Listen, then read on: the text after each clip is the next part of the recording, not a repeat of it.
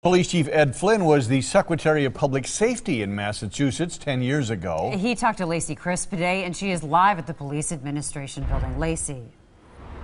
Yeah, there's no doubt that Chief Ed Flynn is keeping a close eye on what's going on in Boston, not only to see how his former city is coping, but to see how it's going to impact those of us here in Milwaukee.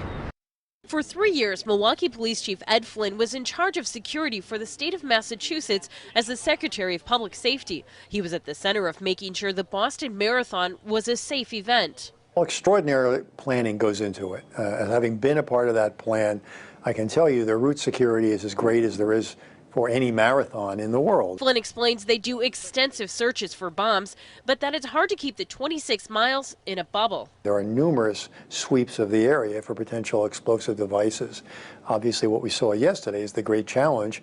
When you're running a road race, every other person out there has got a backpack or a gym bag. Law enforcement officials have asked for all cell phone video and pictures of the marathon to help them piece together who is responsible for this horrific act. The first thing you can count on that the state and Boston police will be doing is looking at every single store video, every single camera that's attached to a light bulb. They're going to be looking at every frame. And coming up tonight at 6, we'll tell you if Chief Flynn thinks the Boston bombing will change things, how we do things here in Milwaukee.